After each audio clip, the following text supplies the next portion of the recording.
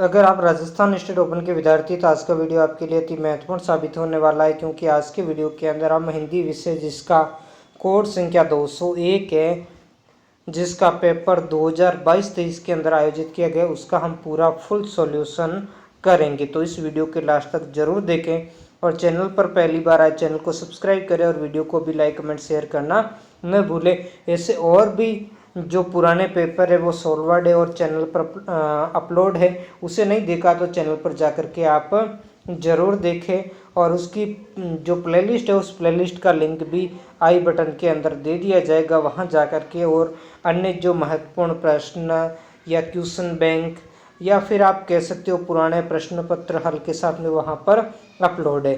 तो ये जिन भी बच्चों के अंदर 201 नंबर हिंदी विषय का प्रश्न है, तो ये आपका पेपर 100 नंबर का होता है और 3 घंटे के अंदर ये करना होता है। सभी प्रश्न अनिवार्य हैं, प्रश्नों के निर्धारित अंक सामने है, तो इस बातों को आपको पूरा सा ध्यान रखना है। अब यहाँ पर आप आगे देखोगे, अब प्रश्न हम सॉल्यूशन करना शुरू करते हैं। तो हर चीज़ को ऑथेंटिक तरीके से आपको हल करवाया जाएगा। पहला प्रश्न है कि बहादुर अपना घर छोड़कर क्यों भाग गया? तो माँ द्वारा पीटे जाने के कारण, घूमने के लिए, चोरी करने के लिए या काम की तलाश में? तो इसका असही होगा माँ द्वारा पीटे जाने के कारण। अगला दूसरा है कि निंदक नियर राखिए आंगन कुटी छवाएं। उपयुक्त पंक्ति का आशय क्या है? निंदक से दूर रहना चाहिए, निंदक व्यक्ति कुटिया में छिपा रहता है, निंदक को साथ रखने से व्यक्ति का स्वभाव निर्मल हो जाता है, निंदक साबुन का नाम। तो इस प्रश्न को अगर आपने नहीं भी पढ़ा तो आप इसको सही करोगे कि निंदक को साथ रखने से व्यक्ति का स्वभाव निर्मल हो जाता है। क्वेश्चन संख्या 3 है कि पीछे पड़े तुम देव के सिर दोष अपना मढ़ रहे हैं। उपयुक्त पंक्ति का भाव क्या है? अपने दुखों के लिए भाग्य को दोष देना उचित है, दुखों से मुक्ति पाने के लिए पुरुषार्थ करना पड़ता है, सफलता भाग्य से ही मिलती है, व्यक्ति को पुरुषार्थ नहीं करना चाहिए। तो इसका सही होगा ब, दुखों से मुक्ति पाने के लिए पुरुषार्थ करना पड़ता है। अगला क्वेश्चन संख्या देखेंगे 4 कि एवरेस्ट पर चढ़ने वाली पहली भारतीय महिला होने का गौरव किसे है? तो कल्पना चावला को है, सरोजनी नायडू को है, पीटी उषा को है या बछेंद्री पाल को? तो सही है डी, बछेंद्री पाल को है। अगला है क्वेश्चन संख्या 5 हाथ पीले कर लिए ब्याह मंडप में पधारी किसके लिए कहा? सरसों के लिए, अलसी, फागुन या चना? तो ये सरसों के लिए कहा गया है। अब देखते हैं क्वेश्चन संख्या 2।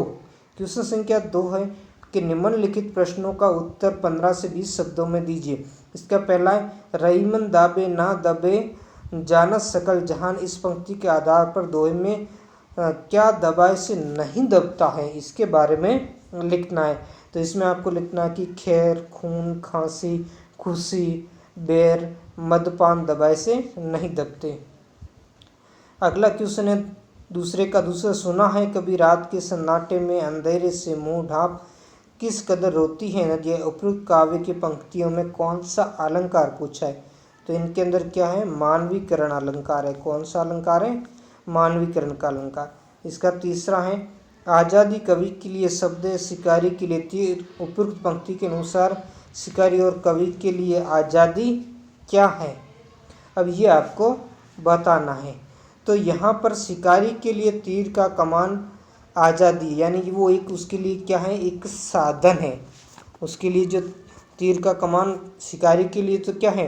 एक साधन है, यानी जीवन। इसका अर्थ ये हुआ, आगे लिखना है कि जीवन के लिए अनिवार्य साधन होना ही क्या होना भी क्या है? आज़ादी है।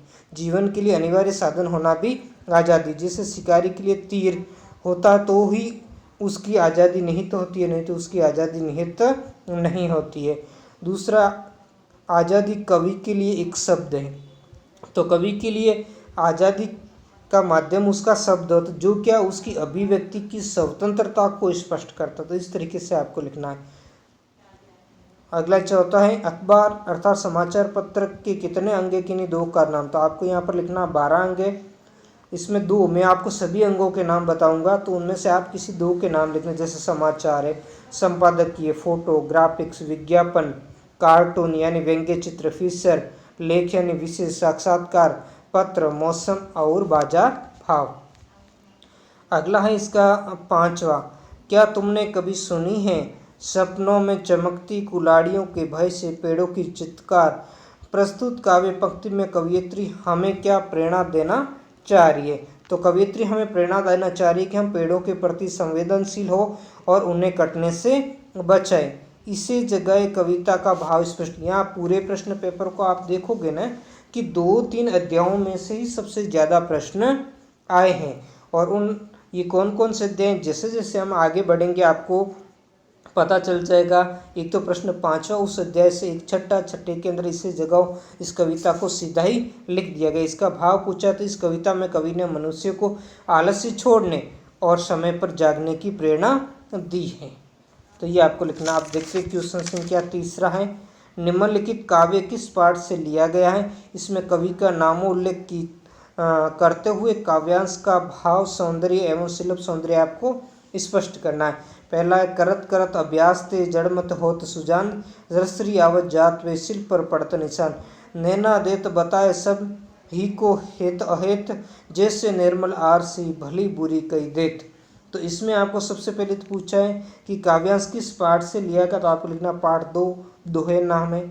और कवि का नाम आपको तो कवि वृंद लिखना है इसमें कि कवि वृंद का है। ये किसका है? कवि वृंद का है। और फिर इसका भाव सौंदर्य शिल्प सौंदर्य जैसे कर तो इसमें मेहनत के बारे में बात कही है कि अगर निरंतर हम अभ्यास करते हैं तो जड़मत यानी जो मूढ़ बुद्धि वाला या जड़ बुद्धि वाला कह सकते हैं या मंद बुद्धि वाला व्यक्ति होता है वो भी सुजान यानी वो भी ज्ञानवान बन सकता है। जैसे रस्सी का उदाहरण दिया है कि एक रस्सी जो कुएं से पानी खींचते समय हमेशा पत्थर पर घिसती रहती है, तो उस नरम रस्सी जो पत्थर के मुकाबले काफ़ी नरम होती है और वो रस्सी का उस कठोर पत्थर पर भी निशान बन जाता है। तो इस तरीके से ये इन बातों को क्या करना है आपको इनका अनुवाद करते हुए ये लिखना है। अगला हम देखते हैं इसके अथवा में, या तो ये कीजिए या फिर दूसरा वाला इसके अथवा वाला कीजिए कि आओ मिले सब देश बांधव हार बनकर देश के, साधक बने सब प्रेम से सुख शांति में उद्देश्य से। क्या सांप्रदायिक भेद से एक के मिट सकता हो, बांधती नहीं क्या एक माला विविधा सुमनों की कहो। इसमें भी पहले जैसे मैंने या तो वो आपको आ रहा तो वो कीजिए या अथवा में ये कीजिए। इसमें मैं आपको बता देता हूँ ये कहाँ से लिया गया। तो इसमें आपको ये लिखोगे ये आह्वान कविता से लिया गया है, जिसके लेखक कौन है? मैथिली शरण गुप्त है। जिसके लेखक है मैथिली शरण गुप्त है ना। बाकी इसका आपको उसी तरीके से मैंने ऊपर बताया वैसे ही लिखना है। क्वेश्चन संख्या 4 है, इसका 50 शब्दों के अंदर आपको उत्तर देना है। इसमें वक्त पर जगाओ नहीं तो जब बेवक्त जागेगा ये, तो जो आगे निकल गए उन्हें पाने घबरा के भागे गए। उपरोक्त पंक्ति से हमें क्या प्रेरणा मिलती? अब सीधा सा तो यही कि कोई भी काम समय पर करना चाहिए, यही हमें प्रेरणा मिलती। लेकिन आपको 50 शब्दों में तो आपको ऐसे लिखना है कि इस तरीके से, थोड़ा मैं आपको बताने वाला हूँ उस तरीके से आपको इसका वर्णन करना कि समय रहते इसे सचेत करो, वक्त पर जगाओ, है ना। बेवक्त जागने वाला देखता है कि वो जीवन में पिछड़ गया, दूसरे लोगों के मुकाबले पिछड़ गया प्रतियोगिता में, लोग उससे आगे निकल गए, तब वो उनका साथ पाने को घबरा कर दौड़ने लगता है। ऐसा व्यक्ति कभी भी किसी संकट में पड़ सकता है, वह ठोकर खाकर गिर सकता है और रास्ता भूल सकता है, उसे सफलता मिलना बहुत कठिन हो जाता है। अगला है या तो अथवा वो कीजिए या ये करना है कि थोड़ा सा वक्त चुरा कर बतियाता है कभी कभी, शिकायत न करने वाली गुमसुम बूढ़ी पृथ्वी से उसका दुख। कवि ने उपयुक्त पंक्तियाँ काव्य। अब ये 3 ही पार्ट है जिनमें से सबसे ज़्यादा क्वेश्चन आ रहे, 2 पहले हो चुके, तीसरा ये आ गया। तो इसमें आपको लिखना है या तो वो वाला अथवा या इसमें कीजिए। इसमें आपको कहना है कि तुमने इस प्रकृति के साथ में हो रहे अन्याय के विषय में कभी सोचा है? यदि नहीं तो तुम्हें अपने आप को मानव कहने का कोई अधिकार नहीं, क्योंकि जो मानव होगा उसी में मानवता होगी, है ना। पर्यावरण में दोष के कारण विनाश के कगार पर बैठी चुपचाप सहने वाली बूढ़ी पृथ्वी के दुख के बारे में जानने के लिए तुमने क्या प्रयास किए। तो इस तरीके का आपको इसके बारे में वो संदेश दिया गया, वो संदेश आपको लिखना है। अगला क्वेश्चन संख्या 5 है, इनमें से किन्हीं 3 प्रश्नों के उत्तर आपको 25 शब्दों में लिखने हैं। पहला, ऊंचे कुल जन्म या करनी ऊंच न होई, सुब्रन कलच सुरा भरा साधु निंदे सोई। इस काव्य पंक्ति में निहित अलंकार का नाम और उसकी परिभाषा आपको लिखनी। तो इसमें अलंकार है दृष्टांत अलंकार है। कौन सा अलंकार है? दृष्टांत। इसकी परिभाषा है जहाँ उपमेय और उपमान के साधारण धर्म में बिंब प्रतिबिंब का भाव दिखाया जाए वह दृष्टांत अलंकार होता है। दूसरा है जरा इस आदमी को हिलाओ। ये भी वापस फिर उसी पाठ से आ गया। ये आदमी जो सोया पड़ा है, जो सच से बेखबर सपनों में खोया पड़ा है। इसे जगाओ वाले ही कहानी से कविता से उसी से लिया गया। प्रस्तुत काव्यांश में कवि आदमी को क्यों जगाना चाहता है? अब इसका आपको लिखना है कि मनुष्य अपनी वास्तविकता, अपने आसपास हो रही या घट रही घटनाओं से अनजान बना अपने दिवा सपनों में खोया हुआ है। उसे अपने कर्तव्य का मान नहीं है, बस वो अपने सपने देख रहा है। वे सपने कैसे सच होंगे इस ओर उसका ध्यान नहीं है, इसलिए कवि उसे जगाना चाहता है। अगला है बूढ़ी पृथ्वी का दुख। कविता में पृथ्वी को क्या दुख है ये आपको इसके अंदर लिखना है कि पृथ्वी को किस चीज़ का दुख है। तो सभी लोग प्रकृति का क्या कर रहे हैं? दोहन कर रहे हैं, उसे प्रदूषित कर रहे हैं, जिससे पर्यावरण का संतुलन बिगड़ रहा है। इस बात का पृथ्वी को दुख है। तो इस आधार पर आपको लिखना है। अगला चौथा है कि पर कर्म तेल बिना कभी विधि दीप जल सकता नहीं। प्रस्तुत पंक्ति में कर्म तेल और विधि दीप से क्या आशय है? कर्म तेल का मतलब कर्म रूपी तेल, विधि दीप मतलब भाग्य रूपी दीपक। इसका मतलब क्या है वो आपको लिखना। आशय पूछा है कि जिस तरह दीपक को जलाने के लिए तेल का होना आवश्यक है, उसी प्रकार किसी भी कार्य में सफलता पाने के लिए निरंतर कर्म और परिश्रम करना आवश्यक है। ये आपको लिखना है। अब अगले फिर से ऑब्जेक्टिव प्रश्न आ रहे हैं। 6 प्रश्न हैं, 1 नंबर का प्रत्येक है कि गिलहरियों के जीवन की अवधि कितने वर्ष की होती? गिल्लू पाठ के आधार पर आपको बताना। तो 2 वर्ष होती है। फ्रांस की पुत्री मदर टेरेसा और जर्मनी की दुहिता रिक्त स्थान, ये दूसरी लड़की कौन है? तो इसका होगा क्रिस्ट हेल्ड। अगला है तीसरा, केवल कंप्यूटर पर पढ़ा जा सकने वाला अखबार कौन सा अखबार होता है? तो ये होता है इलेक्ट्रॉनिक अखबार। आगे हम बढ़ेंगे। इसी का चौथा है शतरंज के खिलाड़ी पाठ की विधा क्या? कहानी, निबंध, नाटक, कविता। तो इसका है सही होगा कहानी। अगला है अपना पराया। लेख में अपने पराये की पहचान कौन करता? समाज, हमारा शरीर, लेखक या परिवार। तो इसका सही होगा हमारा शरीर। अंधेर नगरी पाठ का सबसे मुख्य पात्र कौन है? गोवर्धन दास, बकरी, दीवार या प्यादा। तो इसका होगा गोवर्धन दास। अंधेर नगरी चौपट राजा वाली कहानी है। अगला हम देखेंगे क्वेश्चन संख्या 7। तो इसमें लिया है कि गद्यांश को ध्यानपूर्वक पढ़कर जो प्रश्न दिए, ये जो प्रश्न है इनके उत्तर लिखना है। ठीक है। तो पहला प्रश्न, उपयुक्त गद्यांश के पाठ का नाम क्या होना चाहिए? पाठ का नाम पूछा तो ये अपना पराया पाठ से लिया गया। कौन से पाठ से है? अपना पराया पाठ से। आगे इसमें लिखना ये वैज्ञानिक लेख है। ख क्या पूछा है? शरीर की सुरक्षा में पहला योगदान किसका होता है? तो आपको यहाँ से लिखना है शरीर की सुरक्षा में लिखना पहला योगदान त्वचा द्वारा और नाक, फेफड़े, मुंह और आहार नली की भीतरी परतों का होता है ना। ये आपको लिखना है। फिर पूछा अगला, ग है रोगाणु शरीर के ऊतकों में कैसे पहुंच जाते? तो ये क्या करते रोगाणु? सुरक्षात्मक जो परतों के, या सुरक्षात्मक आगे लिखना है, सुरक्षात्मक परतों के कटने फटने पर अथवा इनके कमजोर हो जाने पर। ठीक है। या आपको इसका उत्तर लिखना, वो शरीर के ऊतकों तक पहुंच जाती है। या तो इनके ये 3 प्रश्न या अच्छी तरीके से आता तो ये अथवा वाला इनके 3 प्रश्न कीजिए। इनमें भी पूछा है उपयुक्त गद्यांश के पाठ का नाम। तो मनुष्य की मनुष्यता यही है, वो सबके दुख सुख को सहानुभूति के साथ देखता है। तो ये जो पाठ है, इस पाठ का जो आपके नाम है वो है नाखून क्यों बढ़ते हैं? नाखून क्यों बढ़ते हैं, इस पाठ का जो कि ललित निबंध है। अब इसमें जो ख है कि मनुष्य की मनुष्यता किसमें, इसने पूछी है कि मनुष्य की मनुष्यता किसमें। तो यहाँ लिखा है मनुष्य की मनुष्यता यही है कि वह सबके दुख सुख को सहानुभूति के साथ में देखता है, ये आपको लिखना है।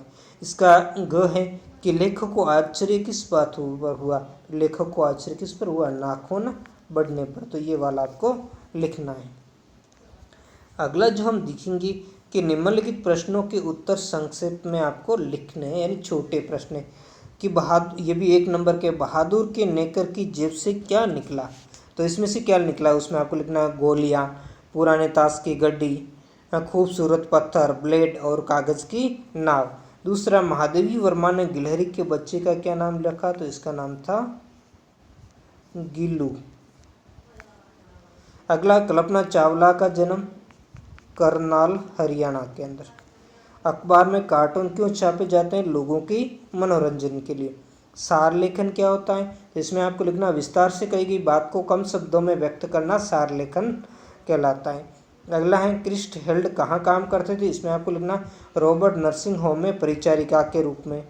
अगला क्वेश्चन है गोरैया ने रात को कहाँ आश्रय लिया, तो आपको लिखना है सुखी राजकुमार की प्रतिमा के पैरों के पास में।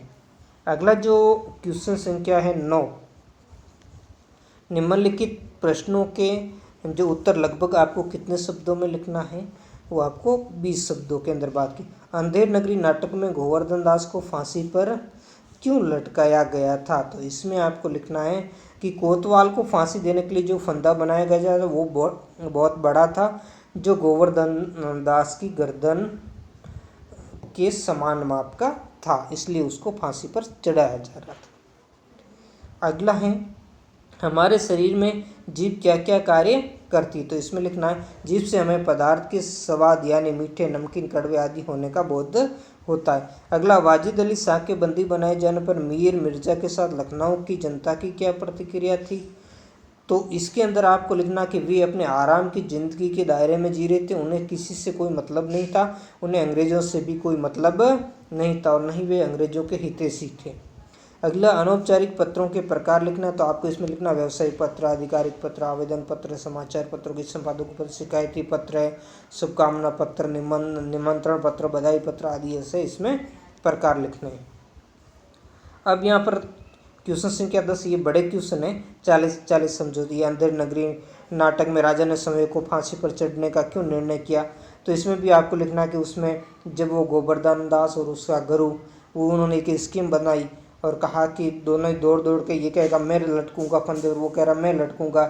जब उनसे राजा ने पूछा भाई तुम क्यों झगड़ रहे हो, तो उन्होंने बताया उसके गुरु ने गोवर्धन दास के कि आज इस फंदे पर जो लटकेगा वो सीधा स्वर्ग जाएगा ना। तो इसका राजा ने कहा राजा मैं हूँ, चलो हटो सभी, और मैं इस फांदी के फंदे पर लटकूंगा।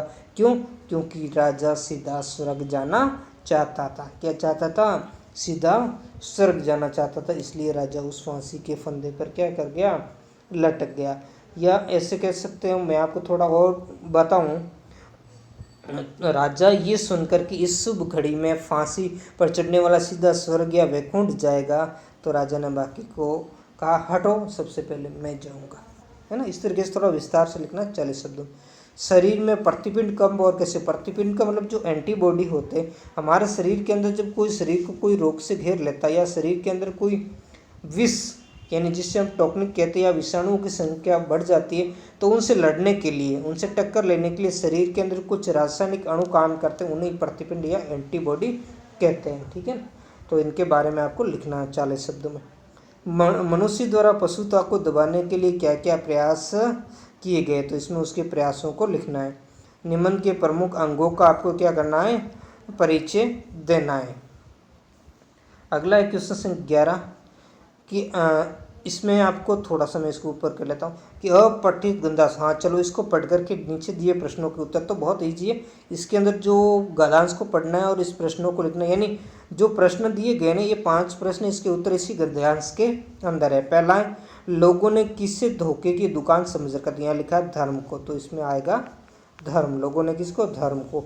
दूसरा है संप्रदाय हमें क्या सिखाते हैं, यहाँ देखते हैं संप्रदाय हमें क्या सिखाते हैं, संकीर्णता सिखाते हैं, तो इसे आपको लिखना, संप्रदाय हमें संकीर्णता सिखाता है। तीसरा मनुष्य को आत्म साक्षात्कार कौन कराता है, तो यहाँ देखो मनुष्य को आत्म साक्षात्कार कौन करवाता है, धर्म करवाता, तो यहाँ धर्म आ जाएगा। धर्म की आड़ में लोग क्या करते हैं, तो यहाँ पर लेकर लिखा लोग अपना स्वार्थ सिद्ध करते हैं, तो ये लिखना है। अगला, धर्म के सार तत्व कौन और कैसे मसल देता है? धर्म के सार जो तत्व कौन है उसे कौन मसल देता है? तो इसमें आपको जो लिखना है वो लिखना है कि यहाँ से संप्रदाय वहाँ कर्त्यों पर या वहाँ चिन्हों पर जोर देते हैं, है ना, या ऐसा लिखते हैं कि संप्रदाय वहाँ चिन्हों को अपनाकर धर्म के सार तत्व को क्या कर देते हैं? मसल देते हैं। यहाँ से आपको लिखना है, इसको थोड़ा जोड़ करके। इससे आगे हम करेंगे 12वां क्वेश्चन। ये पद्यांश है, इसमें भी नीचे दिए गए जो प्रश्न हैं उनके आपको जवाब लिखने। पहला, स्वर्ण श्रृंखला के बंधन ने क्या भुला दिया? पूछा है स्वर्ण श्रृंखला के बंधन ने तो किसको भुला दिया है? गति और उड़ान को। तो इसका सही होगा गति और उड़ान। फिर है पक्षियों के क्या अरमान है? तो पक्षियों के क्या अरमान है? नीले नभ में उड़ने का अरमान है, यानी नीले आकाश की सीमा के पार वो उड़े, उसकी सीमा के पार उड़ने का उनको अरमान है। इसके नीचे के प्रश्न देखेंगे। इसका, पक्षी सपने में किसे देख रहे हैं? तो पक्षी सपने में किसको देख रहे हैं? तरुफुगनी के झूले को। किसके झूले को? तरुफुगनी के झूले को। यहाँ ऊपर दिया गया है, ये रात तरुफुगनी के झूले को। ये सपने है ना, सपने में वो क्या देख रहे हैं? तरुफुगनी के झूले को। अगला जो है, अनार के दानों की तुलना किससे की गई है?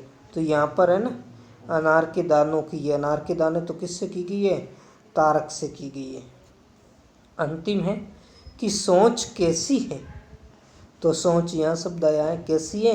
लाल किरण से। ये शब्द लिखना आपको, लाल किरण से। इस तरीके से इन्हीं में से ढूंढ करके आपको उत्तर लिखना। बहुत ईजी है, कोई हार्ड नहीं है।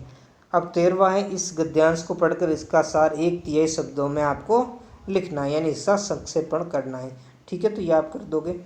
और उसके बाद में 14वां है, समय को राजकीय उच्च माध्यमिक विद्यालय रामपुरा का छात्र मानते हुए प्रधानाचार्य को 2 दिन के अवकाश हेतु प्रार्थना। या तो ये लिख दिया आपको आता है, तो नहीं तो समय को नीलेश मानते हुए जयपुर निवासी राज्य को विद्यालय की हॉकी टीम का कप्तान चुनाते पर बधाई पत्र, यानी या तो बधाई पत्र लीजिए या प्रार्थना पत्र लिखिए, दोनों में से एक करना है। अब 15वां, इसमें 1-1 नंबर के हैं कि अरुणोदय शब्द का संधि विच्छेद करना है। तो इसका संधि विच्छेद हो जाएगा अरुण धन उदय। ठीक है ना, और उस संधि का नाम लिखना है। तो ये संधि है आपकी कौन सी? गुण संधि होगी। संधि 3 प्रकार की, स्वर संधि, व्यंजन संधि और विसर्ग। तो स्वर संधि के अंदर इसमें कौन सी संधि है? गुण संधि। द्विगु समास को परिभाषित करते, द्विगु यानी पहला अक्षर संख्यावाचक हो, तो इसके अंदर आपको लिखना है यदि किसी समास का पहला पद संख्यावाचक हो तो वो द्विगु समास होता है। अब आपको इसके उदाहरण लिखना है, जैसे चौरा है, तिरा है, पंचतंत्र है ना, तो इस तरीके से आपको लिखना है। अगला है उज्ज्वल और अपमान शब्दों में उपसर्ग। तो उज्ज्वल का क्या होगा? उत धन ज्वल, तो उत उपसर्ग हो गया। दूसरा, अपमान के अंदर मान के अंदर मान मूल शब्द है, तो इसमें अपमान, तो अप क्या है? इसके अंदर जो अप है वो इसमें उपसर्ग लगा है। आर्थिक और प्रभुता प्रत्यय, आर्थिक में अर्थ धन इक, तो इसमें इक क्या है? प्रत्यय है। और दूसरा प्रभुता में प्रभुधन ता, तो इसमें ता क्या है? प्रत्यय है। तो ये प्रत्यय आपको ऐसे अलग करके लिखने हैं। अगला 5वां है, उन्नति और रात्रि शब्दों का विलोम। तो उन्नति का जो विलोम होगा वो होता है अवनति, और रात्रि का होता है सुबह। अगला, नाच न जाने आंगन टेढ़ा। पहले तो लोकोक्ति का अर्थ बताना, फिर इसका वाक्य में प्रयोग। तो इसका जो अर्थ है वो होता है समय में कमी होने पर साधनों में दोष निकालना। अब इसका आप वाक्य में प्रयोग लिखोगे, जैसे आर्यन बड़ा आलसी है और उसके लिए तो हर काम ही नाच न जाने आंगन टेढ़ा जैसा है। तो ये इस तरीके से आप और भी अलग से इसके उदाहरण, खूब सारे उदाहरण बनते वो बना सकते हो। अब इसका हम देखेंगे 7वां, जिसे जीता ना जा सके वाक्यांश के लिए एक शब्द है, तो उसे हम अजय कहेंगे। वो वापस लौट कर आ गया, वाक्य को आपको क्या बनाना? शुद्ध बनाना है। तो आपको इसमें लिखना है वह वापस आ गया, ऐसे लिखना है। अब इसमें आपको विराम चिन्ह लगाना, तो राम और श्याम के बीच में आपको अल्प विराम लगाना है ना, बाकी वो ठीक है। और सबसे अंत के अंदर आपको यहाँ फुल विराम लगा देना है, खड़ी पाई कर देनी है आपको। पुत्र शब्द के दो पर्यायवाची, तो इसमें आप पुत्र के पुत्र लिख सकते हो, बेटा है, लाल है, नंदन है, ऐसे खूब सारे आप लिख सकते हो।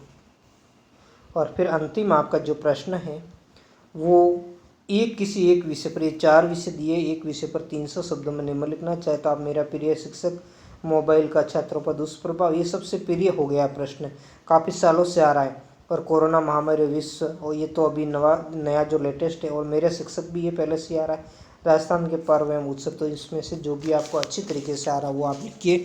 वीडियो कैसा लगा ये कमेंट करके मुझे ज़रूर बताइए। ऐसे ही और भी वीडियो आपको निरंतर इस चैनल पर प्राप्त होते रहेंगे। तो मिलते हैं नेक्स्ट वीडियो में एक नए टॉपिक के साथ। धन्यवाद।